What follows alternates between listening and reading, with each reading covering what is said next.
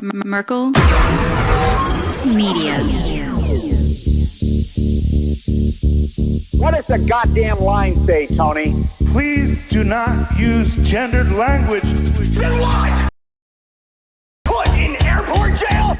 Look, you're going completely sideways, man. It's a big club, and you ain't in it. How dare you? Mr. Speaker, the President of the United States. I'm Chris Hansen with Dave on NBC.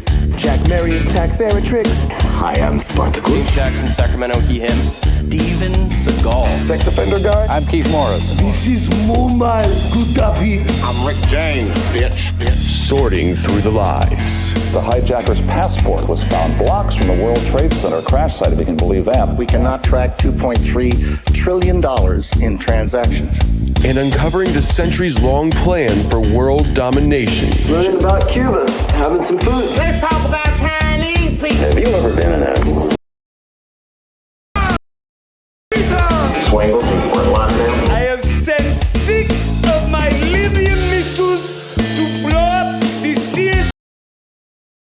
Nothing could be more fun than jumping off a cliff with 2 German bisexuals. Oh, you English are so superior, aren't you? Thank you, comrade. And now, macroaggressions. That's what assholes call it. With your host, Buddy, I don't know who you are, but you're about to get chlamydia. Charlie Robinson. Heidi, where's your hat? You want to drop the blame on Charlie and say it's all Charlie's fault. He was a retard. I get some goddamn diuretic.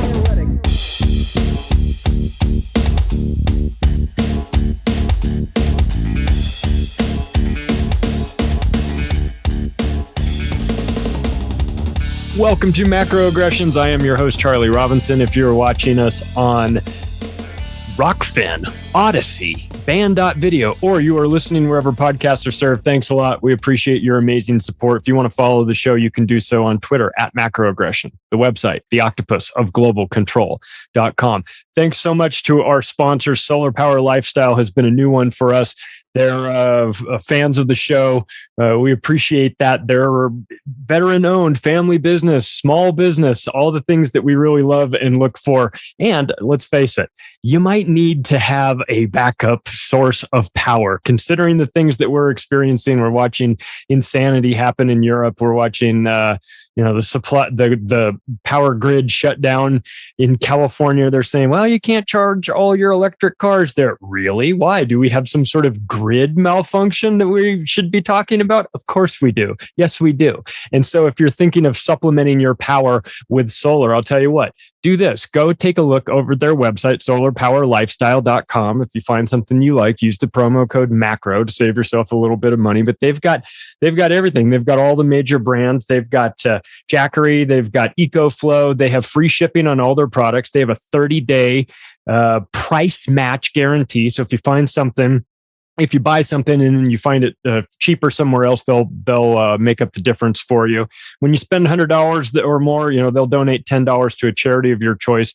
The good guys over there, they're a small business looking out for you. Their mission, they say, help others in their pursuit of happiness. So whether that means that you're involved in some sort of van life, or you're driving across country, or you need power on your job site, or you've got a cabin somewhere, it's worth taking a look. Go to solarpoweredlifestyle.com, promo code MACRO, save yourself some money.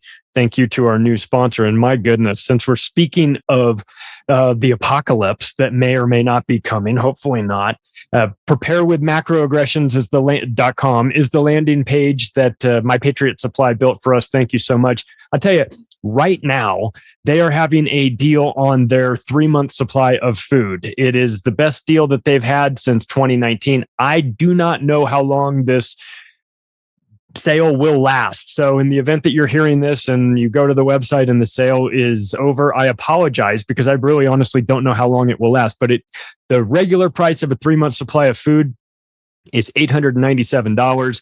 The current price is $647. It works out to like $7.12 a day, I think, for feeding a family of 4. I mean, you pay that just for a combo meal somewhere. So look, I hate that we have to even think about this stuff, but But we got to get honest. We have to be realistic about what we're facing. So look, if you could do worse than to have backup food. We all know this. I've been very vocal about it. I want people to be proactive rather than reactive. And I don't care if you buy it from my sponsor or you get it elsewhere. If you buy extra food every time you go to the grocery store, that's cool too. Just please start thinking about this stuff, and please, don't wait till the last minute to figure, to make a move on something like this. We have some downtime. Now is the time to do it. I can't believe that the price didn't go up for this food. In fact, the fact that they're having a discount on it is fantastic. I don't know how long it will last, but look, if you want to convert some of your soon-to-be worthless Federal Reserve notes into tangible assets, well, having storable food is probably a good place to go. If you want to do so, you can go to preparewithmacroaggressions.com and do a little shopping. Maybe buy some food for your family members that live out of state. Surprise them. They'll get buckets of it. Buckets of food. It's better than binders filled with women like Mitt Romney had, I would suggest. Well, our guest is one of my favorite people. And if you listen to the Flashback Fridays, you'll hear the Wise Wolf Gold and Silver Macroaggressions, www.macroaggressions.gold. That's Tony Arterburn. He owns that company, and he is the host of America Unplugged with our friends Billy Ray Valentine and the great Don Jeffries. Tony, what's going on, man? Good to see you.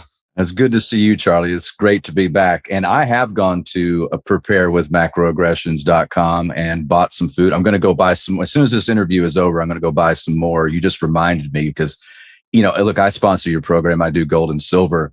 But if you can't eat, if you don't have, potable water, you're in trouble. It doesn't matter how much savings you've done. So do that first. I mean, again, convert those soon to be worthless fiat, Federal Reserve, Luciferian bankster notes into something useful. I could see some guy at a swap meet going, yo, I got storable food. So reselling these buckets, $1,000 a bucket, with buckets. And some guys out there like, oh, I got myself a little side hustle. I'm going to buy storable food at a discount, wait for the collapse, and then it's on. Yeah. Please don't gouge your neighbors, but do think about these things. I mean, and that's part of like what you're in the gold and silver business. Talk about an asset that people have been buying for a long, long time because it has these properties. It's like, well, it might not spike like Bitcoin, or it might not do this or that, but I know that it's going to retain its value. And there's something very, obviously valuable, but there's something that goes beyond value, something calming for your soul, knowing, okay, I've got this stuff. There's no liability on the other end of this asset. It's an asset that I have and that I hold. It's not a stock that some asshole at JP Morgan is going to, steal, or, you don't have the stock certificate for it. It's very simple. If you buy silver and they send you at Wise Wolf send somebody silver coins, you got them. You don't have to worry about getting them out of the bank. You don't have to worry about liquidating your stock portfolio. You don't have to worry about anything. You've just got them. And I think that there's something really nice about having that. I've got some silver. I've got some gold. I obviously never talk about how much I've got or what I've got, but I feel more comfortable just knowing that I have that in case things go wrong. Catherine Austin Fitz talks about this. She says, you need a little bit of silver and you need a little bit of gold. And think of the gold coin. She says, you need a gold coin in case you ever need to cross the border. And I was like, oh yeah, you're right. So I, again, we don't like to, play the fear porn game here or anything like that. But look, let's be realistic. And maybe, in the event that you do need to get somewhere where someone's telling you can't get there, nothing works like a little gold and silver, huh, Tony? Oh, 100%. I mean, it's portable. Gold is not traceable in any capacity. Well, again, you got coinage like that. I brought this on the show to put up. This is an 1883 $20 American gold piece. And I gave a talk last night to the young Republicans of Rockwall, Texas. And I used to be a Republican, and I think we had a great talk, but I talked to them about the history of money. And there's a reason that gold and silver are called sound money. It's the sound that they make, right? It's you get a particular musical sound when you cling them together, so it's real. And I said, the 19th century, did we have inflation? And they kind of looked. I said, this was $20 from 1798 to 1933. Was there inflation then? No. The answer is we had no. As a matter of fact, we had deflation because you had the populist uprisings like William Jennings Bryan. And that's where you get like the allegory of the Wizard of Oz. They wanted free silver. I don't know if you know this, but in L. Frank Baum's book, Dorothy has silver slippers, right? Not ruby red slippers. It's all an allegory of the gold standard. So I was talking to them about value. I was like, when they uncouple the dollar from gold, that makes all of this corruption possible. Yeah, we had corruption in politics before, even with the gold standard. You always have the same type of psychopaths that get to the top, but the level in which they can corrupt, really, you can't calculate it at this point. So when you have gold and silver, and it's funny, we talk about JP Morgan rigging it. There's a book called Rig from Stuart Englehart. Super smart guy, but he's been on this case for years and years. It's the one section of commodities that's rigged the opposite way. So like we're looking at record inflation right now. Like people say, it's a 40-year high. No, it's an all-time high. It's inflation of the fiat dollar is a trajectory downward always. It doesn't a strong dollar. What does that even mean? But so it's the one commodity, like you see food prices spiking. Prices of crude spiking, everything's spiking. I mean, even your like subscription services are going up because of inflation. However, what doesn't go up right now? Gold and silver. And people keep going. I mean, they're just throwing up their hands. Like I was waiting for, we printed 80% of all the dollars ever created. Why is my gold and silver not going up? It's a great question. So it's the one set of commodities, Charlie, that they have to actively work to keep the prices down. Because if you saw the true value of these, and this is not investment advice, I'm not telling you to go out and buy a bunch of gold and silver. It's going to make you rich. I'm just saying the central banks working in collusion with the bullion houses are keeping these supply contracts. They're showing, I think, supply on their books or moving it that does not exist. Yeah. Hard to prove that. You just had some JP Morgan traders, get convicted of this kind of manipulation. But I think that's just the tip of the iceberg because it's not just the traders. I think you're talking about a multi-level corruption from the central banks around the world colluding. What also, I was on air hosting InfoWars when gold broke its all-time high. I was hosting for. When was that? What year was that? That was August of 2020. Okay. And right before I was to talk to Gerald Celente of all things. Right. I mean, it's a really surreal moment for me. I was like, because I've been watching this price for years and years. I'm like, we're about to break our all-time high, and I'm live on air. Since that time, Charlie, think of the damage that's been done to the dollar. A ton, right? Gold should be at $3,000, $4,000 an ounce minimum, of course, right? But it's not. It's at 1,700. Last time I checked, it was like 1,750, and you're just going, what? And so I think. This can't last forever. I think it may be a blessing in disguise to a lot of people who are just now catching on to the fact that this is indeed rigged, that the fiat currency system is so evil and so corrupt. I don't know if you're familiar with Martin Armstrong and his Socrates program. Of course I am. His Socrates program is so powerful that the feds put him in prison for 9 years trying to get access to it, and he wouldn't give it to him. Well, he was talking about the need for the elites to have a third world war to save the fiat currency system of the West. And that's what is afoot right now. And he's saying, get 2 years of storable food. The markets are about to go haywire because they are engineering a war to save the currency. And I can't look, I'm not a fear monger. I hope everything I talk about, mostly, Charlie, I hope I'm wrong about. Me too. But I'm a combat vet, and I can tell you, this isn't a talent. It's more, I think it's more of a side effect. But I can feel when there's going to be a war. Mm-hmm. I don't. Again, just gut level. Don't want it. Gut level. But they want this war. It's the first time in my life where there isn't a peace coalition. Like people that are putting the Ukrainian flag on their profile pictures, they want war. They don't want peace. They want war. Like, so the same people are always like, give peace a chance, man. All this stuff. Where'd they go? They're more elusive than Bigfoot now. You can't find the anti-war left. So nobody's asking for peace, Charlie, anywhere. I mean, Gerald Salente's talking, he's like, where are they? I mean, we've started World War III. You have Nancy Pelosi landing in Taiwan, and we can talk about that. A lot of people don't know. I mean, by the way, I talked about this last night when I spoke to the young Republicans. I said, I support Taiwan, but you guys have no idea the implications of what just happened, what message was just sent for the third in line for the presidency landing in Taiwan. If you don't know the backstory, then it looks just like a friendly visit.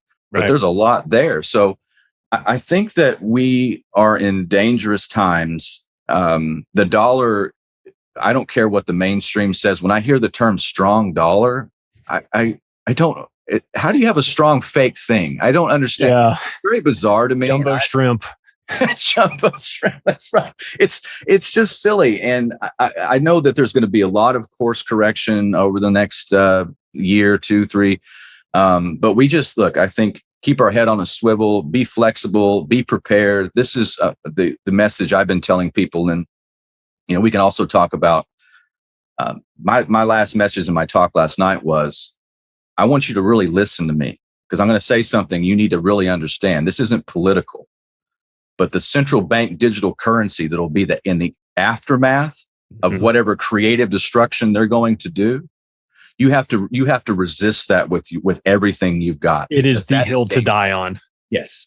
That's, what's funny. It's the exact thing I thought before I came on. I was going to talk to you. That was the phrase, the hill to die on. So, I mean, I can't stress that enough. It is the game set match for the new world order. They get this. And I saw the headline the other day, Charlie. It was the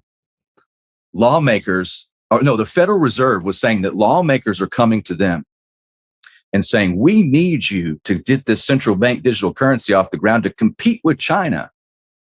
And I'm like, so the Federal Reserve lobbies its own lawmakers to tell them to build this abomination.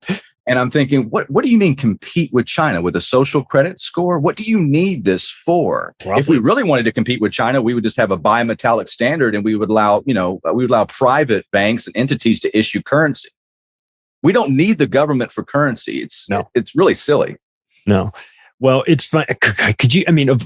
Wars get started for all kinds of crazy reasons, but could you imagine going to a war, sending your children off to a war to defend fiat currency of all the things to do? Oh, how disgusting. It's one thing if you're fighting for your homeland or you're fighting for your people or you're fighting for your ideology, whatever. I mean, I don't like the idea of wars anyway, but I could at least understand that. But fighting to defend America's right to have the fake Federal Reserve note how disgusting is that? Well, you mentioned the JP Morgan silver spoofing, the convictions that they had. Michael Nowak was found guilty on 13 counts.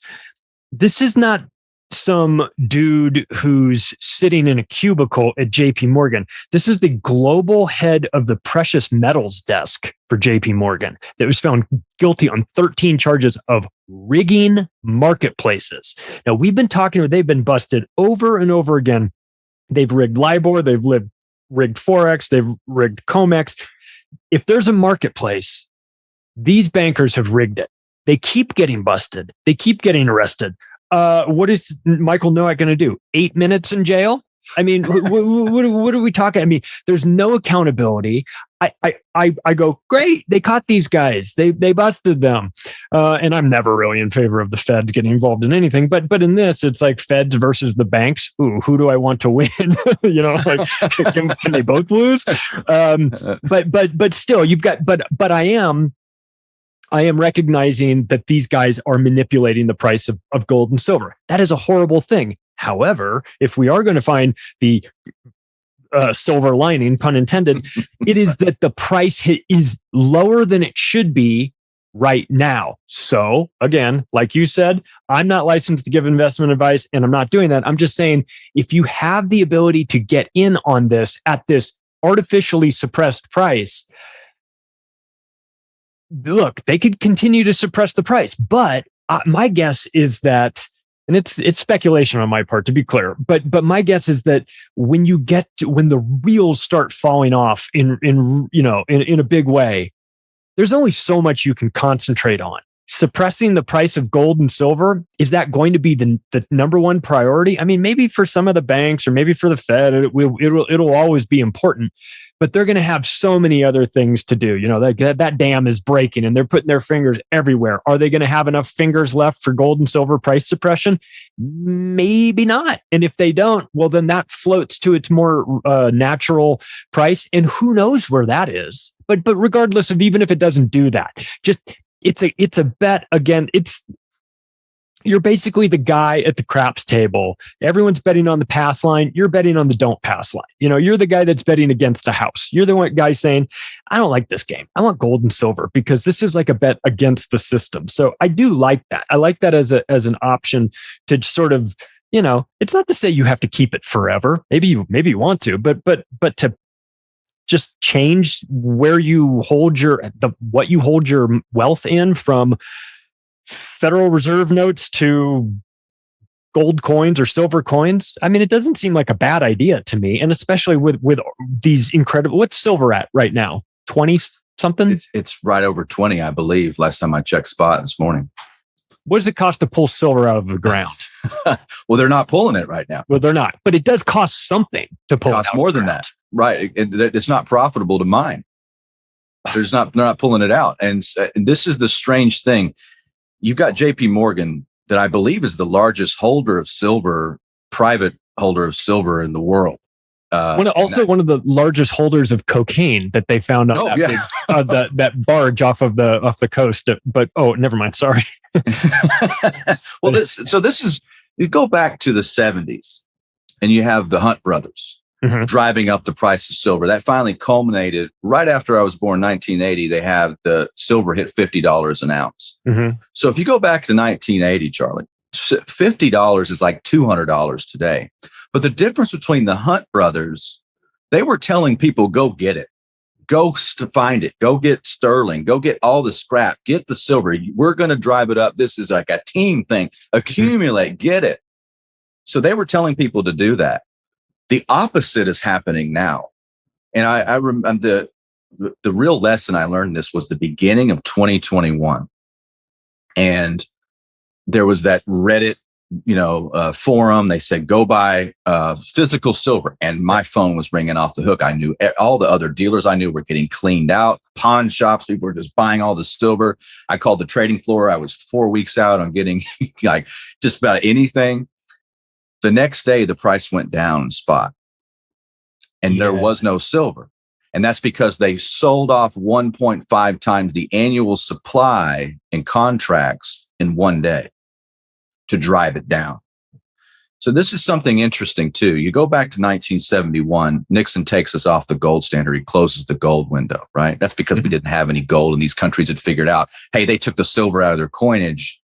They're debasing their money supply. Right. So Bretton Woods put us on the 35. Nixon took us off.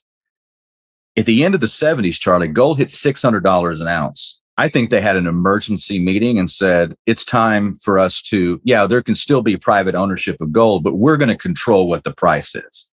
I think they did the same thing with silver. And we're just living in that reality since. So you have your market runs, and they have to adjust a little bit because the rest of the world is also on the gold standard. That's why I think the BRICS nations, Brazil, Russia, India, China, South Africa, they are going to create their own gold markets now. Yeah. Along with their own currency. And I was listening to David Knight talk yesterday. He was saying, this is a competing factions for the new world order, not what we used to have, like competing nations, but like factions to who's going to control the NWO. Right. And so it's like we are watching the most important currency wars in the history of mankind happening right before our eyes. And where all this ends up, I don't know. I think you're right, though. People will be too busy. The blood will be flowing in the streets and the markets. They'll be too busy, too much pressure to control this anymore. And so I'm like you. If I'm sitting at the poker table and I know what I know about the world, and I know what I know about how these corporations with ESG aren't making money, it's not about profit anymore. Right. I'm going all in on metals because I think this is like Gresham's law. Gresham's law says that when bad money enters the marketplace, good money goes into hiding. until it doesn't. Kind of like the Weimar Republic of Germany. Mm-hmm.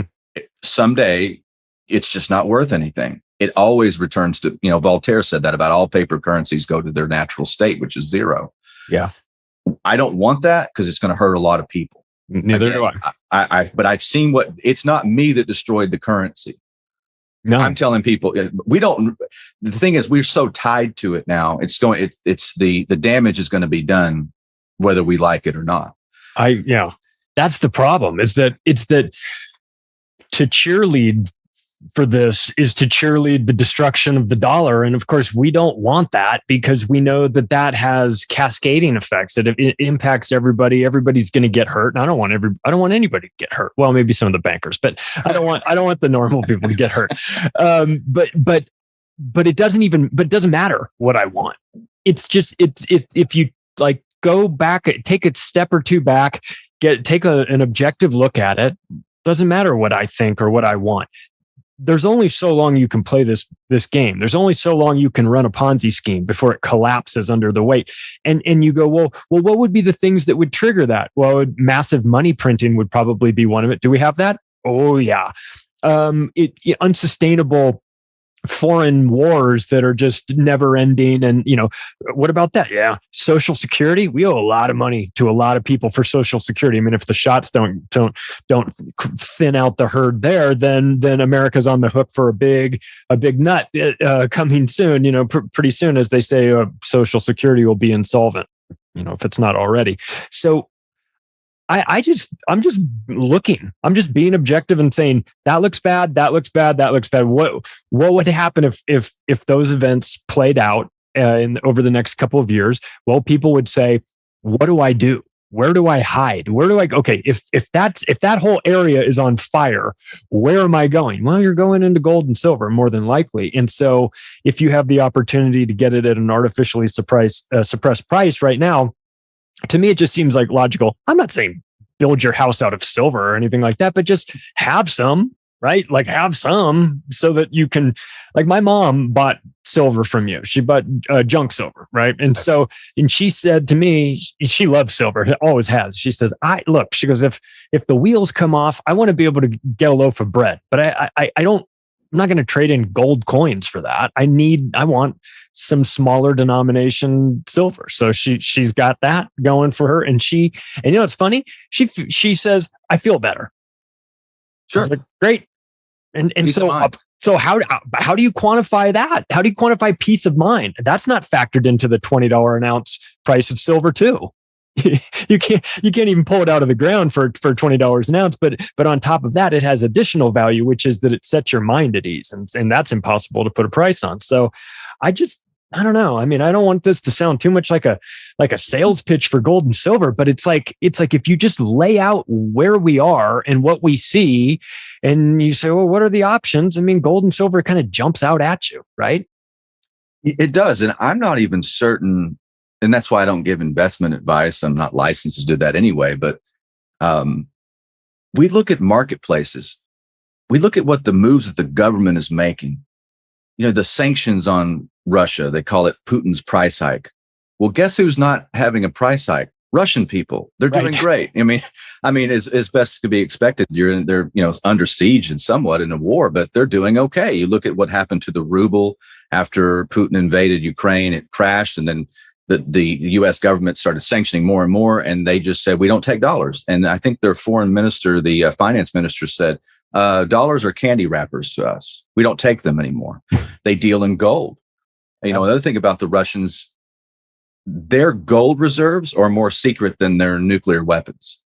That should tell you something. And the nations of the world, the record year was last year. It's probably going to be broken again since 1944, since Bretton Woods. Nations, central banks ordering gold, the record was broken last year and probably will be broken again. So that's all shifting. And I would say to people, you look at the markets, where do you find investments? I don't know, in a world where, like I said, the Biden administration or whatever bill runs it, right? Right. They put sanctions on us when they put sanctions. They know what they're doing. Charlie, when you put together a bill, by the way, you have the Inflation Reduction Act that causes inflation. I mean, it's like, hey, my house is on fire. Well, here's a 50-gallon drum of kerosene. I hope I could help you out with that. Right. It looks like water. Right. Is it water? Oh, sorry about that. Kind of looks, it's liquid. But it's the 87,000 IRS agents. Yeah. I mean, okay, so let me do the math on this, if that's even quantifiable. So you want an economy that's going to do better, but you hire a literal army to make sure it doesn't. I can see that you don't want any growth. You don't want prosperity. I mean, we should have, I mean, even under Trump in the last year of his presidency, we had "You're Not Essential." We had that controlled demolition of small business. And like, you know, we have these big box stores are open. It's just, I mean, insanity all the way around. So they don't want profit. They don't want prosperity. So I'm not even sure what the future looks like for investments if no one's interested in making anything because of ESG and wokeism and cultural marks, all that stuff that's built into this. So I think I look at gold and I'm like, I'm putting my savings here because I don't trust any of it. I mean, I like Bitcoin. You guys know I'm a big fan of Bitcoin. Yeah. And I have been for a long, long time. So I'm not just for gold and silver. I love storable food. I mean, again, your own business, invest in yourself, but these wider markets and products and the stock market chart, I don't trust any of it. No. So I'm not saying you're going to go make a bunch of money. I know that they're holding the price down. It's like the barrels on Jaws, you know, like how many does it take to keep them down? Right. I don't know. I don't know when it's going to pop, but it can't last forever. And, you know, I don't want to be I certainly don't want to be holding the bag when they've decided who in the final analysis the winners and losers are and pull the trigger. Yeah, I'll tell you, I went through this in real estate in the crash of like 2008 and 2009, being in real estate. And you know, and I promised I got lost 2 houses during that, and I was working in the industry. You'd think I would have figured it out or I would have seen everything, but sometimes you're just so close and you can't recognize what's going on. I saw little things, but I didn't trust my instincts. I thought, well, this seems unsustainable, but they're still here, and you know, and these loan programs are going away, and well, but maybe there'll be new ones. And I didn't trust my gut, and I promised myself after that, I didn't want to be the sucker playing 3-card monte that couldn't figure out the game. And so I just said, well, look, I want to understand. I need to understand a lot more than what I currently know. I need to understand how money works and what it really is. And I promised myself I wouldn't be the sucker the next time around. And so here we are, and we've got this game playing out. And I feel like there's a sucker game going on everywhere. And I look at gold and silver and I say, well, you know, the worst case scenario is that I've got gold and silver.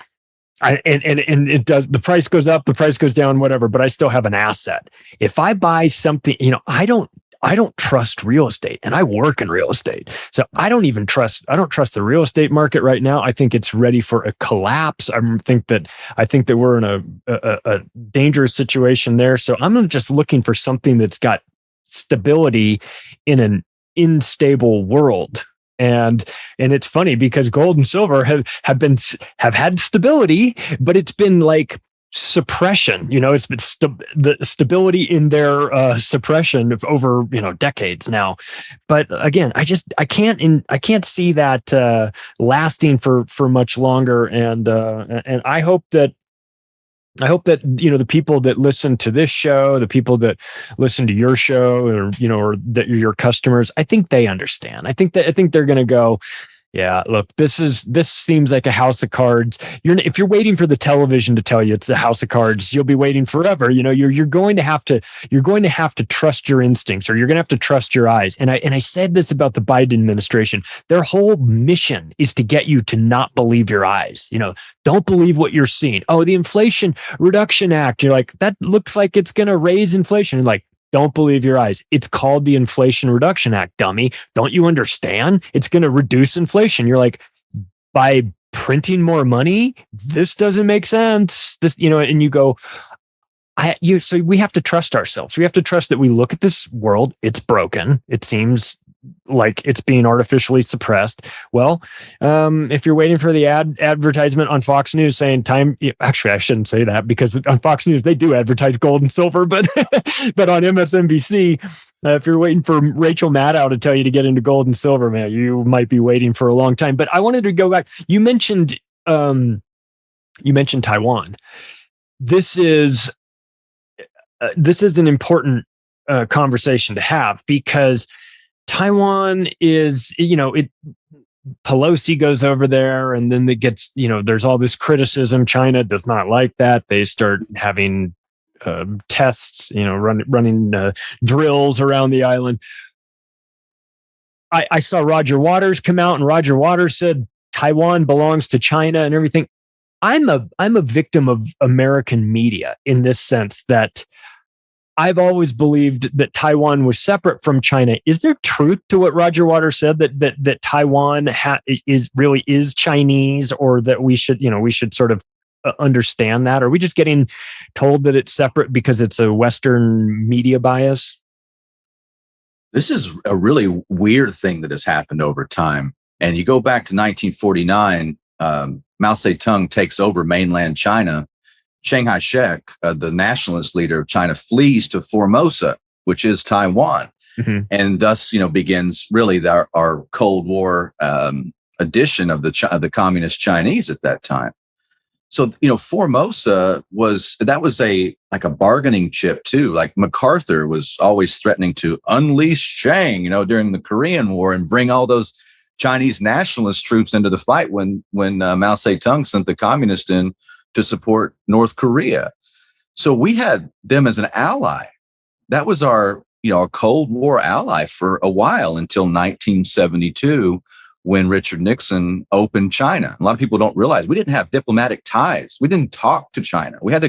Henry Kissinger had to go through the Pakistani government to even talk to Zhou Enlai, to where he could get a meeting going. But they wanted to open China. And the first real conversation that Mao had with Nixon was about this. And Nixon and Kissinger, in the very Kissinger fashion, basically wrote him off and said, well, they didn't put it in writing at the time, but they said, we are in favor of a one China policy. So instead of saying, yeah, you can go take it, they just say, we recognize that's part of China.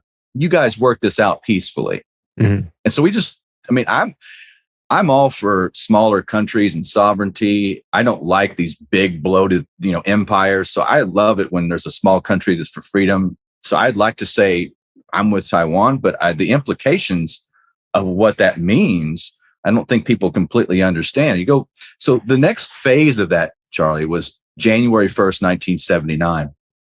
Jimmy Carter, with his national security advisor, Zbigniew Brzezinski, put that in writing, that we basically cut off diplomatic ties with Taiwan, in the sense that, we would still talk. That was a big thing. When Trump got elected, the first call he got from a foreign leader was the president of Taiwan. Really? And yes. And the media went bats. They were like, he's talking to the Taiwanese. You're not supposed to do that. You can't talk to the Taiwanese president. You're not supposed to do that. So this is what bothers me. We've put this in writing. This has been the understanding. We have given the Chinese everything on, December 11th, 2001. We gave them most favored nation status on trade. Mm-hmm. Okay. The United States, 90 days after 9/11. What do you think that did to our manufacturing? What was left of it in the year 2000? Under George W. Bush, 1 in 3 manufacturing jobs disappeared. 55,000 factories after that deal was signed. Yep. We gave China everything. And then now, Charlie, you have the third in line for the presidency. And I know that sounds weird because it's just this old lady this corrupt old bag flying around. But that's a message. We sent a message to China. And I don't know what that means, because, again, we've been giving them everything, building them up. Joel Skousen has a theory that we just built up Russia and China so we could go to war with them. I don't know. I don't know. If for no another reason, we'll build them up to have manufacturing in China. But once we're done with that, fight them. in a war? Sure. I have no idea. I mean, you got to think like a lizard, and unfortunately, we don't have. I mean, I try my best, but I don't have those genetics. I don't have what it takes to be a lizard overlord, Charlie. No, you would be fired for not being psychotic enough, for sure. No, man, but they really think like that. They don't have a problem. I mean, I see 2 billion people in China that are, apparent, at least from the outside looking in, loyal to their government. They've never known anything other than that. So that might not be the right enemy to fight, especially considering we're having to lower the pull-up regiment for incoming military applicants to we're reducing the physical fitness thresholds for them to come in. This is not good. Not good. And we can't, and I think they'll get a rude awakening when we just identify as winning. We just say, time out, T.O., I identify as winning. It doesn't work that way. No. So yeah, it's strange times, and going back a little bit to the economy too. I've never seen this before. I can't find any examples in history.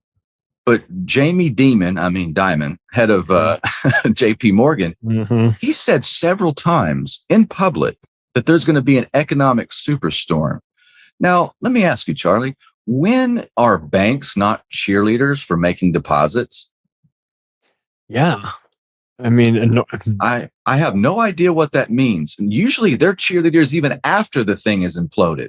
Like, hey, we're doing great. A lot of people don't know that, after the aftermath of the 2008 debacle, if there's chances are your local bank that you thought never closed actually did. And, at closing time, employees of the FDIC came in wearing the bank uniforms with name tags and everything, and everybody was let go, and they came in to take over that bank. That was on 60 Minutes. It happened all over the country.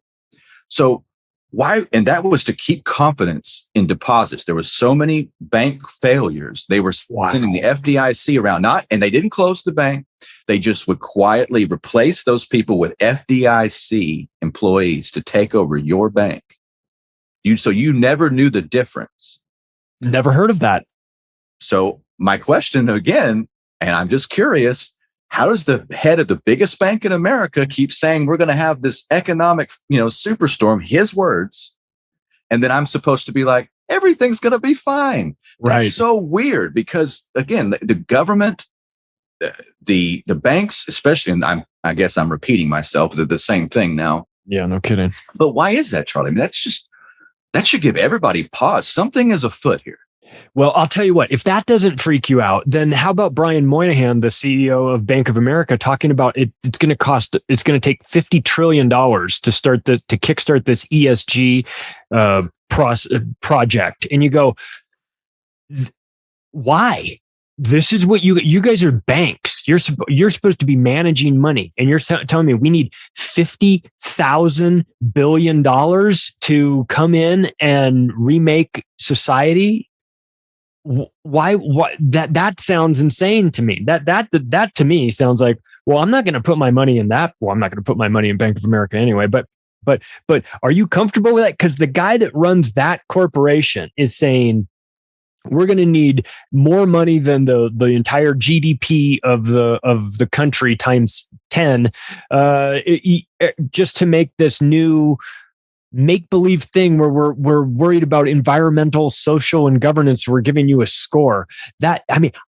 Call me old-fashioned, but I want my bankers to be ruthless about making money, not spending it on stupid shit projects like ESG. This sounds insane to me. What are they working on with this? Well, I think they're just trying to emulate their heroes like the Warburgs or Rothschilds or Kuhn Loeb or Schiffs. And they're just funding communism. That's what bankers do. I was talking to the young Republicans yesterday, and I love telling people that because I wish I knew. I was like, I'm talking to myself 15 years ago, guys. Okay. Yeah. And I just want to open some doors for you. The world's richest people fund communism. You got to understand. There's a reason why May 1st, Workers of the World Unite, the International Workers Holiday. There's a reason why May 1st is also the birthday of the Illuminati. Put them together. I said this last night in the talk. So again, bankers fund communism. They fund socialism because I think the banking houses are generational wealth. They don't want growth. They don't want somebody having a new widget or a new thing. They like it just where it is, using the same kind of products, the same kind of systems. And I think they just like to stop the process. I think they stop the merry-go-round. Everything stops. And I think that's what they want to do right now with ESG. I think this is that and coupled with the central bank digital currencies and the social credit score. I think they want to wrap this thing up and put it in the new world order. Unfortunately, I think for them, that's not where history's trending. People want more autonomy. They want more sovereignty. They want the ability to, work from home and have, entrepreneurship. You see that around the world. People are pushing back against this consolidation. And this is, I guess, the war that we're in. And how many distractions can they have? It reminds me of, we're both fans of the OBDM podcast. Shout out to Midnight Mike, but he's got that clip of Alex Jones. He plays all the time. It's all happening. It's all happening. It is all happening. It's all happening. Yeah. And it's crazy. I was, I did the episode called Where Did All the People Go, which was super dark. And it was talking about the Deagle map and the vaccine rates and all of this stuff. And I had a really smart listener that I like, that I communicate back and forth with. And she was saying, you got it, you got the big picture right on the Deagle map, but what you didn't see, what you didn't calculate was in the countries where the population was going up. There were very few of them, mostly in Africa and in some places in the Middle East. She said, take a look at the resources, the hidden resources inside those countries. And she listed out all of the resources in each of those countries. And I went, oh my God, they've got to have people there they've got to have slaves to pull the nickel out of the ground. They've got to have the people there to pull the lithium out and mine all that. That's what those populations are going up. Those are where all the natural resources are. And it just struck me, Afghanistan's on that list. You've been there, that. Are these wars of aggression just big cover stories for us, taking over resources? Oh, I think so. I mean, it has nothing to do with national security. Can't. The Russia-Ukraine conflict. Why did we need to have Ukraine in NATO? I mean, right. By the way, we had Secretary of State James Baker promise Gorbachev. We expanded NATO in their face on purpose. Gorbachev was, he was supposed to withdraw the Soviet troops into the borders of Russia, and we would not expand NATO. Well, that's been a plan for years. We just kept expanding NATO and putting it right in their backyard. Clearly, that doesn't threaten us, though. Like, why would we do that? And the answer is, well, opportunity. If you ever look at the movie that Oliver Stone did about George W. Bush, and it has that guy playing Dick Cheney, and he's showing him all the countries we're going to invade, because I was looking at this map. I've been in some of these places. He's clicking Iraq. He's showing Afghanistan. And he's like, now what does all this surround? And it shows Iran, right in the big picture, all that oil, all that resources. We have to demonize Iran. It's been of course, it's our hobby horse. You also have the Israeli lobby pushing really hard for us to keep pressure and keep chaos in these countries like Syria and their neighbors and Libya, So yeah, it's just always a game of resources. Unfortunately, Smedley Butler nailed it in the 30s, war is a racket. Talking about what he did for the United Fruit Company and everything. It has nothing to do with national security. It has everything to do with resources. And unfortunately, we're trading the lives of our warriors for, the profits or ESG now of multinationals. It's disgusting. You mentioned Zbigniew Brzezinski earlier as Carter's guy. We mentioned NATO again. I think of the global chessboard, of course, and he talks about Eurasia. He circles that. Eurasia is the most important part. It's this confluence of, where you get the Middle East and Asia and Europe all coming together. And if you control this region, you control it all. Well, now we're starting to move a little bit north, and we've got Finland and Sweden pushing getting invited into NATO. NATO ratification is in the process right now. I got a bad feeling about this. They're on Russia's border, and they take over that whole region. You add them to Norway already, and Germany, and you've got that whole area. They're basically under NATO control. Does this give you sort of bad feelings the way it does with me? Yes. And I can't stress enough how dangerous this is. And I'll give you another example of the danger that's been elevated. I talked about this on my last radio show. The assassination of Alexander Dugin's daughter. Mm-hmm. I don't know if it was intended for him, but if you don't know who Alexander Dugin is, you need to look it up. Alexander Dugin is known as Putin's brain. He's a philosopher. After the fall of the Soviet Union, he's been one of the thinkers to help them put the pieces back together, the Russian identity. And it's really been to resist the acid of modernity coming from the West, the decay, get back to, the roots, the church, the Orthodox Church there, embrace Russian nationalism, stay away from all the things that come from make Russia great again. Make Russia great again and so he's also known as Putin's Rasputin. And if you know anything about Rasputin and the history of that, he was known as a seer, kind of a madman. He advised the Tsar's family pre-Bolshevik revolution. He was telling Tsar Alexander, "Hey, don't go to war. Don't get involved in this world war. You'll lose your empire. There'll be a great bloodletting." He's a kind of a psychic, Well, he was killed off, and as soon as he was killed off, Russia went into World War I. And of course, what happened later? The bankers loaded up Leon Trotsky with gold. They loaded up Vladimir Lenin with gold, and thus began a bloodletting unlike we've ever seen. I mean, you had millions of people liquidated in the Gulag Archipelago, the starving of the Ukrainians, all the evils that communism brings. This was unleashed after that event. And people talk about the Archduke Ferdinand, World War I, 1914. Guys, I agree. David Knight said this yesterday. He was like, Alexander Dugin is more influential than the Archduke Ferdinand.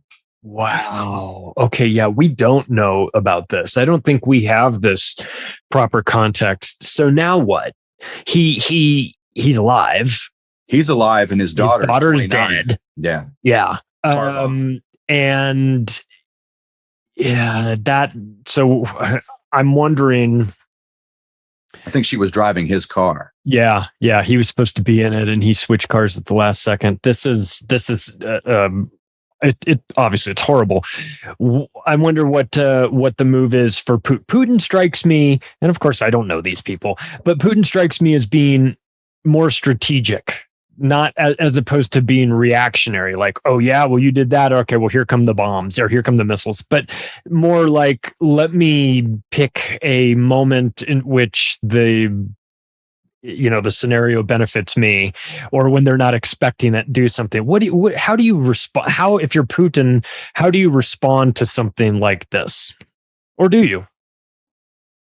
That's a great question, because we're provoking him I say we. I know what you say. I know. I do the same thing. It's like, we don't agree with any of this stuff. So we are not doing this, but the West, America, whatever, our home flag is doing this. Right. The head lizard people in charge of the United States. Yeah. They're provoking it. And so it's like, I try to give people an analogy. Take the NATO out of your mind. Just imagine if the Chinese went to Mexico and said, "Hey, we're going to put some biolabs here, park a couple of nukes. We're going to bring you into a trade and defense pact. Don't worry, U.S. We're just right on your border." We would be up in arms. Like it would start a war.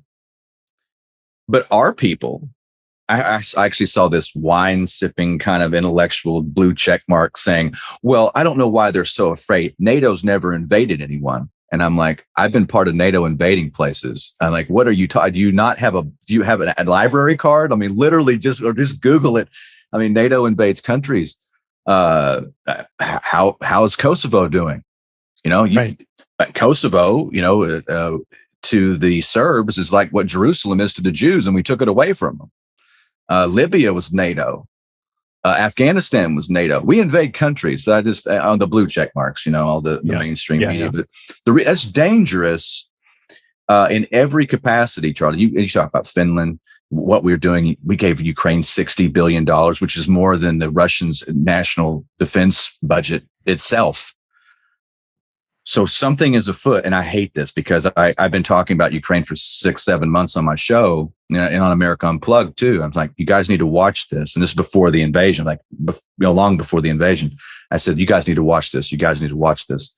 It's something's happening here. We're trying to provoke it. So I don't know if I'm Putin.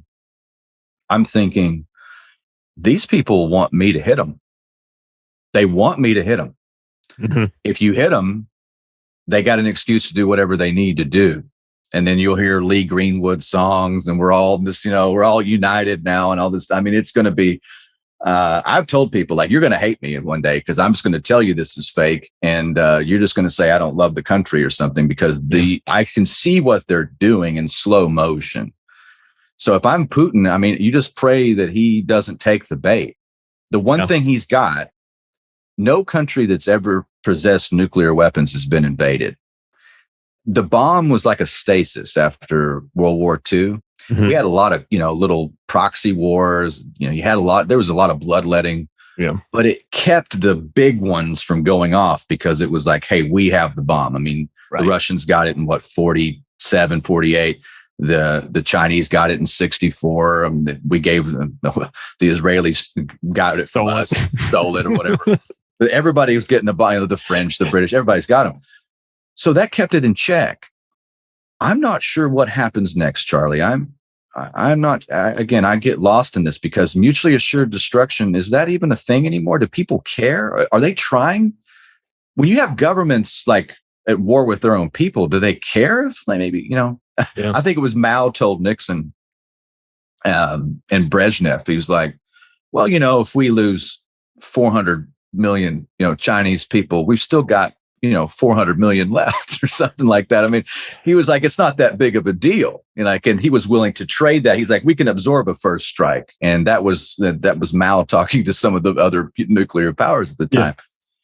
Yeah. If the only one thing Putin's got, he said it many times, if you hit us, it'll be suicide. If you come in here, you launch on us, it'll be suicide. I believe him. Take him at his word. Yeah. But we certainly, Charlie, where are the delegates for peace? Why isn't Sean Penn out here saying we got to get to the table and have a treaty signed? Nobody's saying this. It's just a frightening times, man. It's, we're not touching you. We're not touching you. We're not touching you. We're not touching you. And it's like, you're in the backseat. You're like, I'm about to deck this. Mom, I'm about to hit him. It's like, I'm not touching you. It's like, you're about to touch me. Well, what's more dangerous, blue check marks or blue helmets? You know what I mean? Because the blue check marks are such saying, what's so wrong with it? Yes, so maybe there'll be a first strike. We can absorb it, blah, blah, blah. Let me tell you 8 reasons why World War III isn't so bad for your avocado toast. And you read this and you're like, are you out of your minds? You people know what you're talking about. You're talking about, have you ever been in a war? I have not been in a war. You have. I'm going to assume it is not good. Okay. That it's all sanitized on television. And when it actually comes to your town, it's the scariest thing in the world, right? This is not something to be taken lightly. It's not something for some blue check mark on Twitter to be flippant about how, we just have to hold Putin accountable. What does that mean? Hold him accountable for what? First of all, hold him accountable by America. It's our job to hold Putin accountable for what he's doing in Ukraine. I'm sorry. Why? Why? I mean, I know it's your favorite laundromat, but why else do we have to get involved in this? And it seems insane to me. It seems crazy that there's so much money flowing into this place. Are we going to see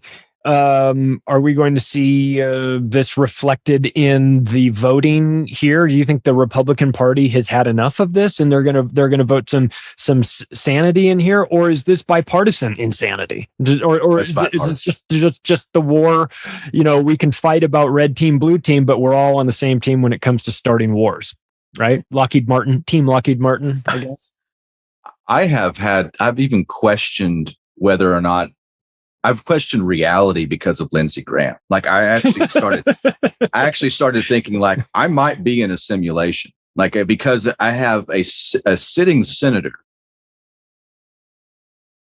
a world leader, that has 10,000 nuclear weapons. I know history. I'm not saying I'm the smartest guy in the room. I just worked at it. I read a lot of books, especially when I was deployed in wartime. And I've never read about this. Like this has never happened. I mean, you have Khrushchev came close. He banged his shoe on the podium at the UN and said, "We'll bury you." Mm-hmm. But he didn't say kill President Kennedy. I mean, you talk about how just you talk about the avocado toast, blue check mark. These people are so dangerous. It does make you question reality. Like you just start looking around like, are you for real? Is this a real person? Yeah. I hope for my own sanity that these people are robots. I really do. It's got to be a program or something because if you know anything about war, and I tell you, I've said this a couple of different times, but one of the reasons I'm here, like I'm doing my shows again, I was in radio for a while and I ran as a Republican conservative. I was on talk radio in Dallas from 2013 to 2014. And then I took a break. I wrote some articles, didn't do many appearances at all, didn't do anything. And then I was in a hotel room. I was traveling for just starting my gold and silver business at the time. And I saw a video on YouTube and somebody had taken the song Rockin' in the Free World by Neil Young. And they put it over images of both the United States and then what we did in Iraq. And I was there. And when the line goes, here's another kid that'll never get to go to school, never get to fall in love, never get to be cool. It's this little Iraqi boy and he's crying. And I watched that and I thought, I know enough about this to make a dangerous argument against it. So I'm going to do something again. Yeah. And if you've never seen the damage done to people, now I understand sometimes war is necessary. You got to defend.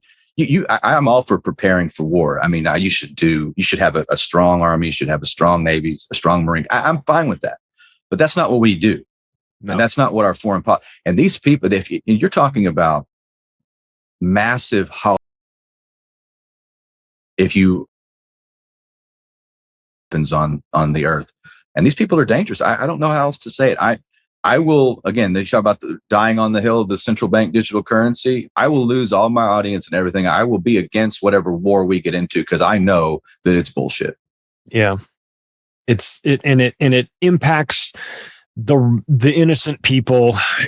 Soldiers and everything, but that, I saw the stats that showed like the number of civilian fatalities in World War I was like 10%. World War II, it was like 30%. Vietnam, it was like 50% or something. And then for Iraq, it was 90%. And I went, we can't kill 9 people to get one quote bad guy. We can't do that. That is a trade-off that we should never make. And then if you're talking nuclear war, then you're talking, everyone, all the innocent people are affected by it. Hell, we use depleted uranium in Iraq. I mean, that's a war crime. It's unforgivable. And the fact that we're in any way, shape, or form lecturing the rest of the world about what needs to be done or what is, Putin is doing this and this is a crime against humanity. It's like, you know what? With all due respect, the American military apparatus needs to shut the fuck up about what is and isn't allowable, considering the sort of monstrous things that we have done in the name of spreading democracy and spreading freedom and all that stuff. It's disgusting. I hate it. I hate that that it's taken good people, convinced them this is what the military is all about, and then the bait and switch. Well, listen, I mean, I think it goes back to people were talking about like the manipulation of language and the manipulation of words and everything. I'll tell you, the one set of words that I feel like once it got manipulated, it kind of set the tone for the rest of our history was when they changed the name of the Secretary of War to the Secretary of Defense. And then we went about starting a bunch of wars after that. I went, that's just so America right there. To change, to invert that, and then do the exact opposite. We should have kept it as the Secretary of War. At least it was truth in advertising, you know? Well, the guy who did that was the guy who dropped the first atomic weapons. That was Harry Truman. Yeah. And another thing he did that's not talked about a lot is that he changed the face of the eagle and where its face pointed towards. It used to point towards the arrows. And I think that was a built-in symbolism. If you look at the presidential seal, it looks now towards the olive branches. But I think I think his intent was for it to look to peace. But to me, it's like, I think when you understood what war was and you looked at it, and I think when we called it the Department of War, that's kind of like a George Carlin thing about, how he talked about post-traumatic stress disorder as opposed to shell shock. Right. When you say, this is the Department of War, it's like, oh, hey, it's the War Department. That's a very serious business. But the Department of Defense seems like, hey, they're attacking us. I'm just totally justified. I mean, language is so very important. And I don't think it was Harry Truman who actually thought that up, but somebody got him to do it. Like, we're going to have to, this is a PR, Edward Bernays type thing that we have to unleash, because it was the Cold War. 1947, Charlie, NSC 68. Harry Truman signed into law, the Central Intelligence Agency, the NSA, the Air Force was born. This is right after Roswell, right? Remember that? And of course, Kenneth Arnold, the flying saucers, all that happened. Right. Roswell. Then you just all of a sudden, NSC 68, all these new entities were born out of it. And that was the national security state. We're still in the national security state. And it's kind of funny. The national security state outlived our own country. So it's like, I mean, if you say that the Defense Department is defending America, I have, contradictory evidence, because they've actually said on record, like when we had them, Trump tried to put some people on the border, and they end up being just Sherpas, like, oh, you're here, get in this bus and we'll take you to the holding facility that'll put you, we'll send you to the nearest voting booth or whatever. But the Undersecretary of Defense asked Congress when they could be relieved of being on the border because they wanted to get back to their traditional role. I'm like, what do you mean, out there? Like somewhere else? They wanted to get out of it. They don't like defending us.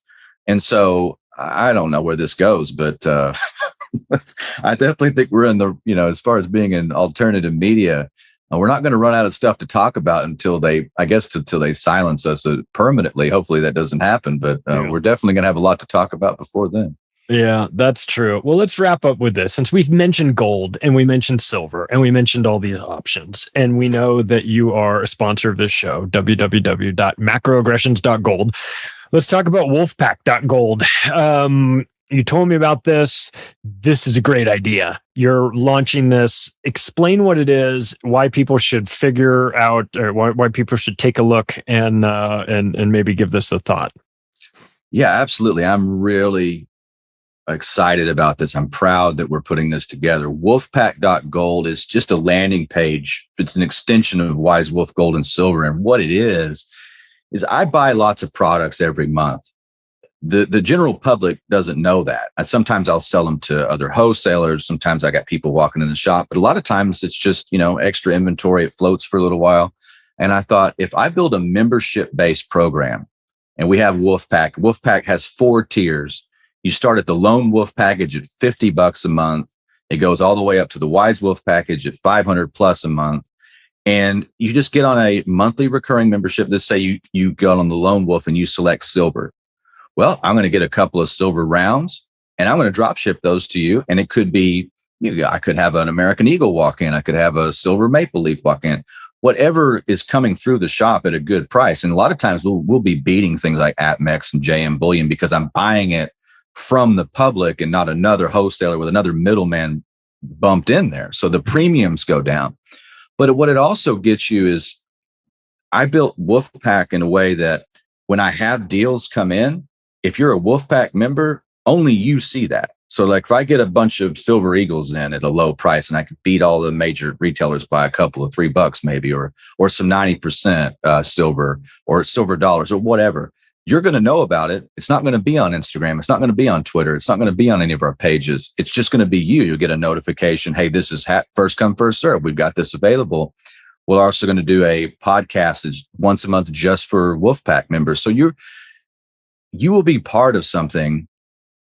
We even have different like boxes, and everybody gets a t-shirt, all this stuff. It's just it's an exclusive club, and you get to start. And I didn't want to, people always say, do you have minimums? Guys, I've been broke. I'll never be one of these people that's like, no, I've seen some gold and silver dealers. Like, unless it's, over 5,000, we don't even talk to you. I'm going, what kind of, again, that's so arrogant. I take any order.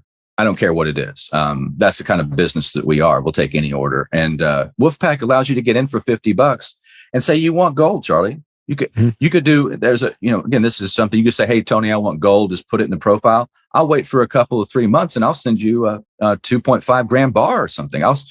We'll make it work with your budget. And it's not so much to me that you're going to be getting such a great deal, but it's having that recurring partnership with people. Yeah. So I never really have to worry about selling what I have that comes in. It'll just be part of Wolfpack. And that's the way I'm going to have Wise Wolf working moving forward.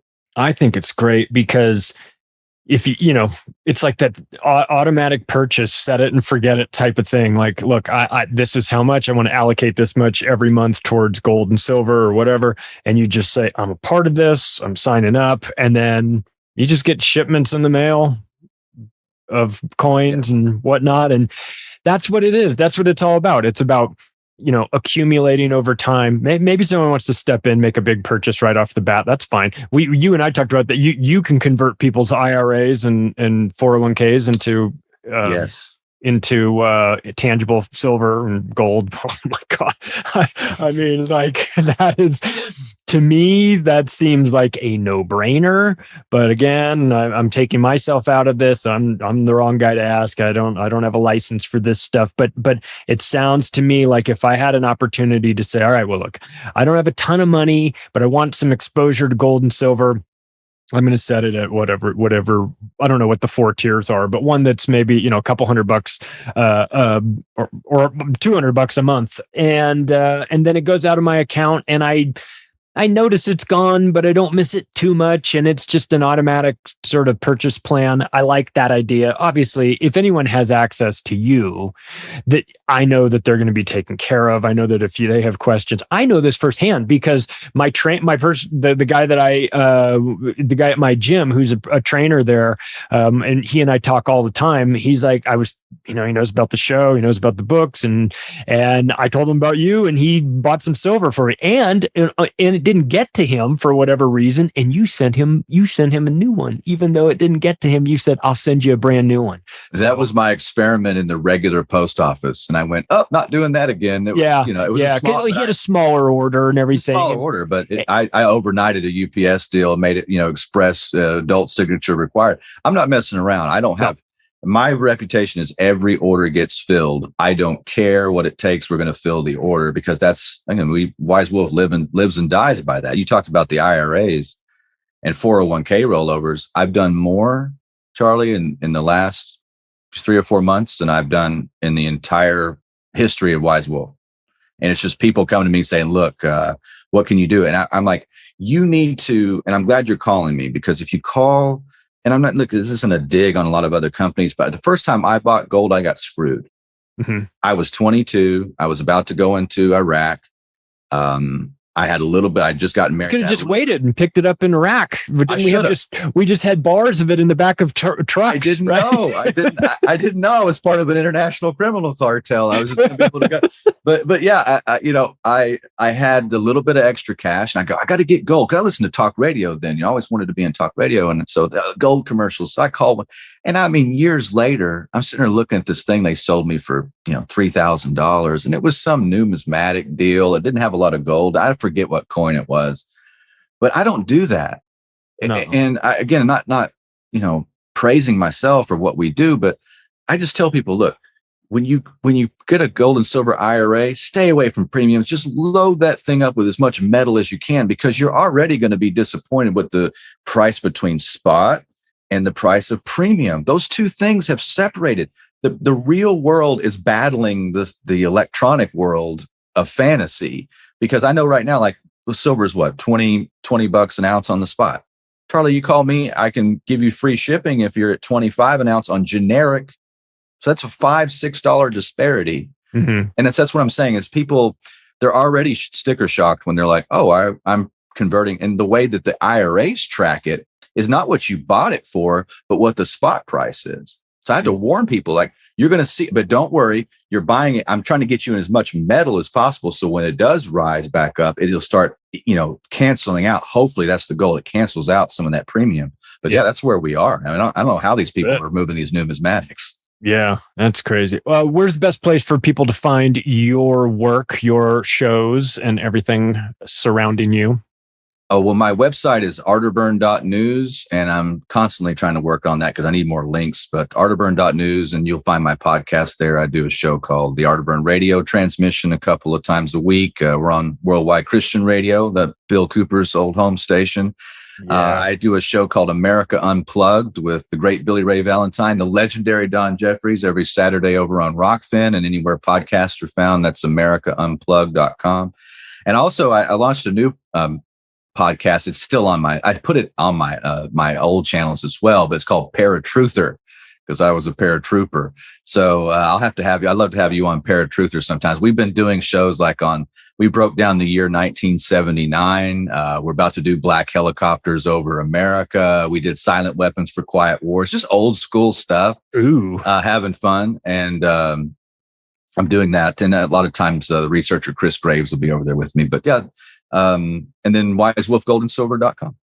Awesome. That's Tony Arterburn, everybody. He's the best. If you want to connect with him through the website that we have set up, it's www.macroaggressions.gold. The link is always in the description for all of this. Tony, you're the best. Thank you so much. We appreciate everything that you do. Thank you, Charlie. And if you guys like this episode, take the additional step right now of sharing it with your friends and family so that we can help this show grow. If you want to connect with me, the website is theoctopusofglobalcontrol.com. Follow me on Twitter @macroaggression. Talk to you soon.